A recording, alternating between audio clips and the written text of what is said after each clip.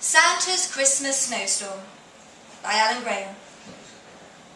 It was going to be my first Christmas in London, far away from home and the family, and I was so excited. Back home, as the tradition of seasonal bickering between relatives kicked in, I'd try and hide in my old room with a glass of wine for company. But I'd always end up being located by my tipsy mother, who'd interrogate me with her friendly questions about boyfriends and friends of mine who already had families. It didn't bother me that all my London friends were heading home to all their own personal variants of family hell. I was genuinely looking forward to a quiet one. Christmas Eve would be me, the telly, and expensive booze. Of course, when the evening came, I was bored beyond belief by 9:30. The hot new US TV box set everyone insisted I watch turned out to be a load of hot new US bollocks. And the fine wine, no more than shite wine. The mood was ruined. I blew out the candles, turned on the main light, and sat bored in the brightness. Then I thought about what I had in my bedroom. The treat I had prepared myself for New Year's. A small amount of Coke. Not much, just enough to get me buzzing, but not enough to turn me into a total wanker. Of course, once I had thought of it, I couldn't unthink it. I stared at the pile of books I had always meant to read. I flicked through the TV channels to find the least shite Christmas special worth seeing. But deep down, I had already decided. There was a small alcove in my bedroom, where there had clearly once been a fireplace. And on cold days, I cursed the fact that I couldn't burn stolen office stationery to heat the flat. Instead, it now housed a cupboard, where I kept all the things I could never talk about with my mother. My cabinet of mum-mentionables. In silence, I prepared a small line of Coke, just enough to stave off boredom. It didn't mean I had a problem. In the cold Christmas Eve silence, I paused briefly. Then a jolly voice boomed through the quiet. "What have you got there, little girl?" I jumped and spun around. Standing there, in the middle of my room, was Santa. "Child, I'm sick to the fucking back teeth of mince pies and sherry. You couldn't let me just..." And before I could say anything, the greedy fuck hoovered up all the cocaine in one enormous jolly snort and pocketed the rest of my stash. Ho, ho, ho! That hit the spot! Santa threw his head back and shook his big white beard. "Now, little lady, what can I get you for Christmas?" I was going to ask for my Coke back, but before I could get annoyed, I saw his big Christmassy face beaming happily, and all the resentment seemed to flow out of my body. "Tell you what," he boomed, "I know what all good children want as a gift." And then he shook his white beard again, and a cloud of sparkles filled the room. Next thing I knew, I was sitting on Santa's sleigh outside in the cold, 6 floors above the ground, floating outside my own bedroom window. "Boys," Santa chortled to a couple of elves sitting at the back of the sleigh, "best behaviour, there's a lady present." One elf looked up angrily.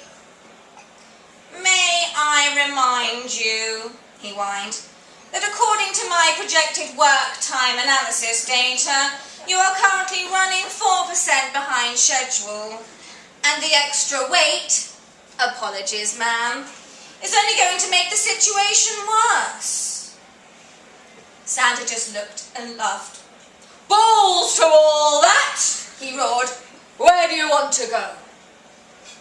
I tried to match the beam in his smile as I grinned back. "Santa, can I bring my friend Vicky?" Vicky was one of my best friends from university, who'd got to London a few years before me, but by the time I'd been able to follow, she'd had twins and moved out to the suburbs. This meant we never got to see each other enough. But thanks to the magic of Santa's sleigh, we were hovering outside her house before I'd even finished the request. Through her living room window, I could see her looking exhausted and idly killing time on YouTube. I gently tapped the glass, and when she came over, I could see her peering quizzically into the night. "It's only fucking Santa!" I mouthed through the window, thumb pointing at the big man behind me. She opened the window. "What the? Fancy a flight?" I smiled. She quietly looked back into the house. "Hang on, I'll put the kids to bed." "Not with the kids," I asked. "Just us. Come on. I promise the flight will be quick." Vicky looked tempted, but anxious. But Santa boomed his way into the conversation. "Don't worry. Nothing will happen to them on Christmas Eve, but just in case." And then Santa gave the whiling elf a massive kick up the arse, sending him flying through the open window. He winked at the two of us. "I know he seemed like an elf with a Christmas tree stuffed up his arse, but he's actually pretty good with kids." The old man merrily powdered his nose, and soon we were flying recklessly round London, narrowly missing some of the world's greatest landmarks. Suddenly he shouted, "What we need is some music," and reached into one of the sacks at the back of the sleigh. He dug out a parcel addressed to some poor kid in Guildford called Josh, tore off the wrapping paper to reveal a set of speakers. Through these, he began playing a classical music piece at the highest possible volume. "Prokofiev's Lieutenant Kijay," he cheered. "This tune fucking owns Christmas! Da da da da da da da, oh yeah, da da da da da da da, oh yeah, da da da da da da da da da da da da da da da, tune!"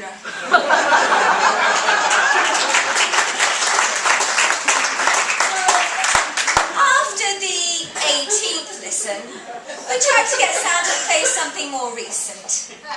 Little Anna Creedy of Stretton was getting a "Now That's What I Call Christmas" album, which we borrowed, but St. Nick just wasn't interested. He listened to just a couple of seconds from every track before shouting, "Shite!" and skipping to the next one. And this seemed to make him fly the sleigh even faster. I felt Vicky grab my arm. "Oh, Jesus," she gasped. "He's going to get us killed on Christmas Eve." Bizarrely, E17's "Stay Another Day" seemed to strike a chord and calm him down. This one he played in full, progressively slowing the sleigh as the song went along. Eventually, we came to a complete stop at the very top of the Shard. "Now this," he laughed, "this is my favourite new building on the planet." And then he pissed down the side of it. London looked amazing from the top of the Shard. The lights of the stars shone bewitchingly, while beautiful dark pink clouds moved sedately across the sky, glowing with the potential for Christmas Day snow.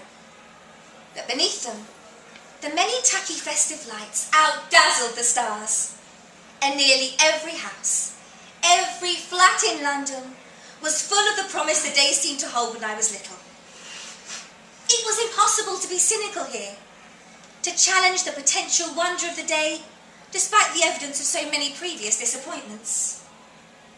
"Bloody marvellous, isn't it?" Santa sighed wistfully.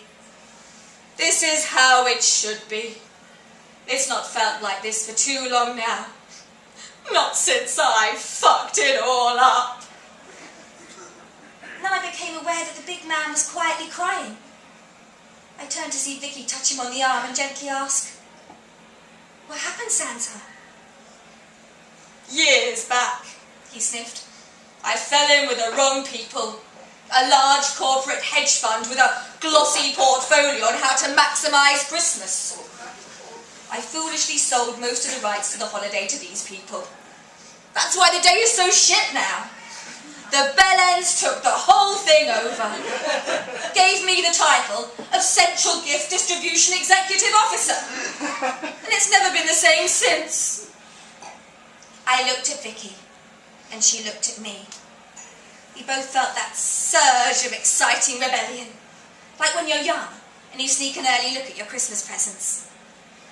But Santa, Vicky continued reassuringly, look at everything you've got. All the magic at your disposal. You don't have to put up with anything. He sighed. Well, I did sign certain contracts. Fuck the cunting contracts, I yelled. You're fucking Santa! What are they going to do about it? Take you to court? Slowly, I saw a hint of jolliness creep across Santa's sad face. And then it all seemed to snowball into a proper, full-on, defiant smile. Double bugger the contracts, he laughed. Let's send them a message. The corporation was based in an ugly tower somewhere in the city of London. We flew the sleigh near the top floor and chucked a bicycle, originally due for Maggie Chapman, age 7, through the boss's window.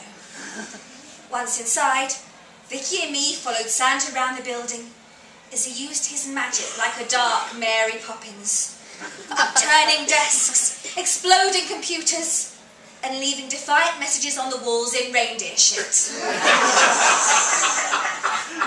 Santa found a small bag of pills whilst vandalising the lockers of the business high flyers, and before we could stop him, he'd guzzled the lot. At first, he seemed surprisingly unaffected. Then his eyes started to bulge. Easter bunnies! He bellowed, his face now a picture of terror. Easter bunnies everywhere! And suddenly, Santa began firing bolts of blue fire in all directions of the imagined animals, puncturing massive holes in the walls and floors of the building. Vicky and me fled back to the sleigh and watched as Father Christmas completed the job of trashing the place. We jumped at a big gas explosion, only then to see a half-naked Santa, beard slightly singed, leap from a top-floor window and back onto his vehicle. Message sent, I think, he laughed. The distraction complete, Santa seemed to calm down. He seemed to regain his focus and remember that he did still have a job to do delivering presents that night. When we brought Vicky home, she poured him a large glass of sherry and fed him a couple of mince pies. Oh, how could I ever get truly bored of these? He laughed, spitting crumbs everywhere. I think the two of them went on a couple of dates in the new year, but I'm not entirely sure. I still don't get to catch up with Vicky as much as I should. Later still, he brought me home too. Thanks, young lady, he said, as he magicked me from his sleigh back into my bedroom. He granted me 3 wishes in gratitude, and by way of recompense for the stolen drugs. I'm not telling any of you what I did with them, because it's none of your fucking business. You'll just have to imagine. And you still won't get close, you filthy perverts. This all actually happened last year. I promise you it did. So, I know you're all sick of the commercial stuff, but honestly, trust me, the tide was turned when we destroyed that office. The paperwork gone, and the hedge fund folded. I would not lie to you about this. Christmas really is going to be fucking amazing this year!